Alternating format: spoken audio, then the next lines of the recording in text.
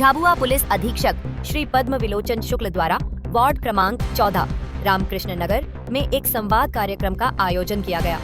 इस कार्यक्रम में नगर सुरक्षा समिति के सदस्य और क्षेत्रीय नागरिकों के बीच सुरक्षा, शिक्षा, यातायात नियमों और सामाजिक कुरीतियों, साइबर अपराध, महिला संबंधी अपराधों के बारे में विस्तृत चर्चा की गई। कार्यक्रम का मुख्य उद्देश्य क्षेत्र की समस्याओं को जानना और उनका समाधान करना है। कार्यक्रम के दौरान पुलिस अधीक्षक महोदय ने नागरिकों से संवाद करते हुए संदिग्ध गतिविधियों, सुरक्षा से जुड़ी समस्याओं और अन्य सामुदायिक मुद्दों पर विस्तृत चर्चा की। उन्होंने कहा कि किसी भी प्रकार की संदिग्ध गतिविधि की सूचना तत्काल पुलिस को देगा या वार्ड में हो रही किसी घटना का वीडियो बनाकर आमजन पुलिस को दे सकते। पुलिस द्वारा तत्परता से कार्यवाही की जाएगी। अपराध मुक्त समाज बनाने के लिए पुलिस और आमजन का सहयोग आवश्यक है। इसके अलावा उन्होंने सीसीटीवी कैमरे के महत्व को समझाया और बताया कि सीसीटीवी कैमरे न केवल अपराध की रोकथाम में मदद करते हैं, बल्कि यह क्षेत्र में आमजन की सुरक्षा के लिए भी अत्यंत महत्वपूर्ण है।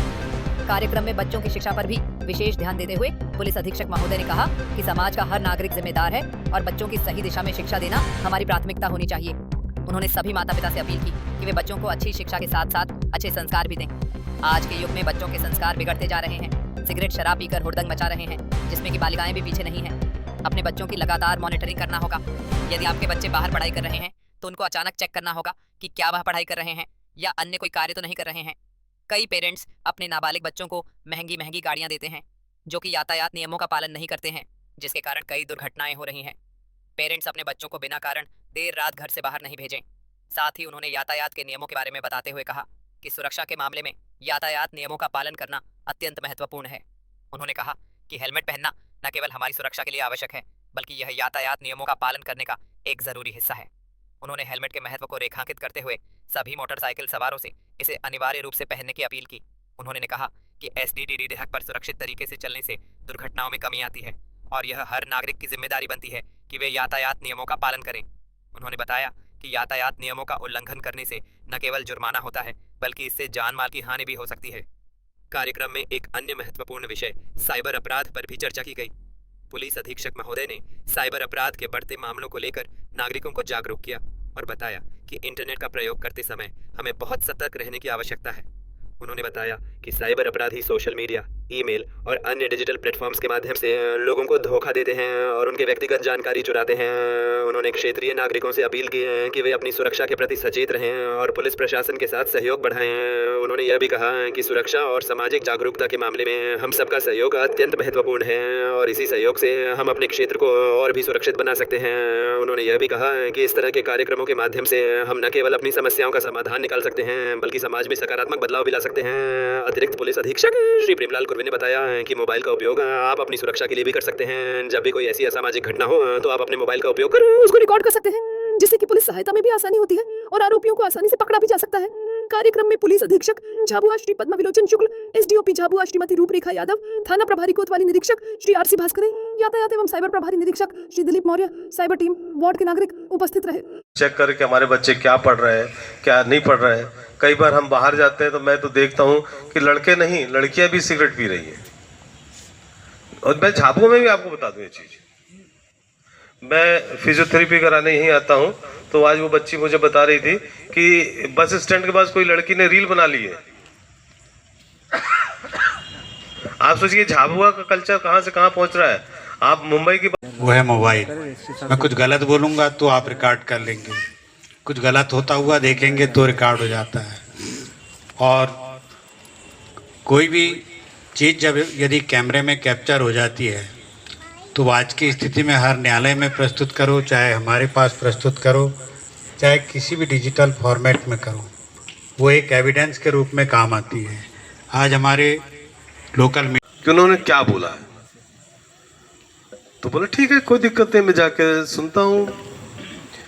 जब वो गया वो काल उनकी सभा में पूरा श्रवण किया, उसने पूरी वार्ता सुनी महात्मा की, संत की, पर वो वापस आया नहीं। तो ये जो सृष्टि थे वो गए कथा में सुनने की, भैया आया क्यों नहीं अभी तक।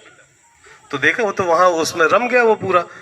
तो फिर उन्होंने महात्मा से पूछा कि भैया मेरा बेटा लौटा दो। तो उन्होंने बोला अब कहाँ तुम्हारा बेटा, अब तो वो मेरे प्रभाव में आ गया है, अब तो मेरा हो गया। तो यानी उसने वो श्रवण करके अपना जो एक अंदर की एक जो उसकी कहना चाहिए आदत, उसको बदल दी।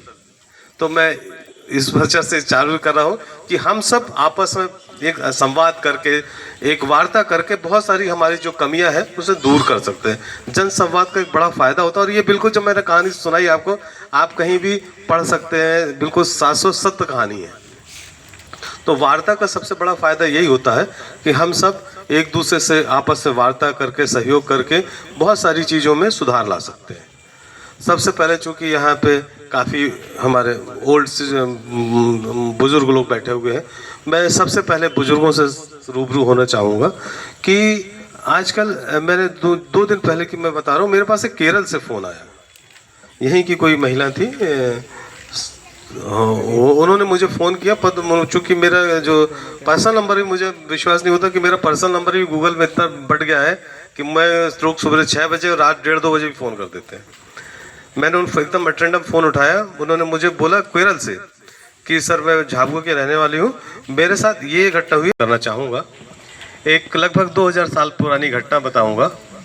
एक बहुत बड़े संत थे, उन्होंने मतलब इतिहास में दर्ज है वो, और बिल्कुल सच्ची कहानी है। एक नगर का सृष्टि था जिसका नाम अनाथ पिंडक हुआ करता था। उसका बेटा था काल नाम का। काल का आप लोग जानते हैं, काल का मतलब मृत्यु होता है या समय होता है, और अनाथ पिंडक का मतलब हो जाता है अनाथों को दान देने वाला। वो बहुत अच्छा इंसान था जो अनाथ पिंडक था, और वो दिन प्रतिदिन कई लोगों की बड़ी सेवा करता था। पर उसका जो बेटा था काल, वो जैसा कि आज हमारे साथ हो रहा है कि हमारे बच्चे हमारे बस में नहीं है, वो उसके बस में नहीं था। तो वह रोज़ एक संत थे जिन्होंने बहुत धर्म के प्रवर्तक हुए हैं वो, मैं चूँकि किसी का नाम नहीं लेना चाहता है, उन्होंने उसके पिताजी अनाथ पिंडक जी ने बोला कि तुम एक बार उनसे जाओ, मिल के आओ। उनकी जो वार्ता वो बोलते हैं, जो मतलब जो संबोधन वो देते हैं, तुम सुन के आओ, मैं तुम्हें 100 स्वर्ण मुद्राएं दूंगा। बिल्कुल सच कहानी है, स्वर्ण मुद्राएं दूंगा, तुम उनकी पूरी कथा सुन के आओ। तो बोलता रहे, तो सृष्टि का बेटा था, सुन के आता हूँ, सुनने में क्या दिक्कत है कि आज महोदय हमारे बीच में पधारे हैं। मैं जब भी सभी वार्डों की गतिविधियों को देखती थी, सुनती थी, और महोदय के द्वारा जो भी बताया जाता था उसका मैं चिंतन और मनन भी करती थी, और इस ओर मेरा एक कदम भी अपना बढ़ाया है। वह मैं गोपनीय रखूंगी कि मैंने क्या अपना कदम बढ़ाया है, परंतु मैं एक महिला हूँ और मैं आज जो है सिर्फ महिला सुरक्षा के बारे में ही आपको कुछ बताना चाहूँगी कि आज जो है महिला सुरक्षा ही एक विशेष महत्वपूर्ण मुद्दा है और हमें इस ओर विशेष ध्यान देने की आवश्यकता है। आज यहाँ पर हमारे झाबुआ शहर के वार्ड क्रमांक 14 रामकृष्ण नगर में एक जन संवाद का कार्यक्रम रखा गया था। हमारे चूँकि शहर की जो परिक्रमा का एक पार्ट था कि आज हम उसी कड़ी में आज इस रामकृष्ण नगर में पहुँचे थे, और एक बड़ी अच्छी चर्चा रही। यहाँ सभी बुद्धिजीवी वर्ग था, हमारे सभी सीनियर सिटीजन्स थे, ओम शर्मा जी थे, महेश्वर जी थे, किरण शर्मा जी, कल्पना जी, भारती सोनी जी, ढेर सारे सभी यहाँ सिटीजन पहुँचे थे, और एक बड़ी सुखद चर्चा रही हमारे साइबर अवेयरनेस के बारे में, ट्रैफिक अवेयरनेस के बारे में, और जो सोशल रिफॉर्म हो सकते हैं, कैसे कैसे हम अपने शहर को सुधारने का प्रयास करेंगे, अपने वार्ड को सुधारने का प्रयास करेंगे। उसमें बहुत सकारात्मक चर्चा हुई, और ज़रूर हमारा ये रहेगा कि इसके रिजल्ट्स जो रहेंगे जल्दी ही आपको देखने मिलेंगे।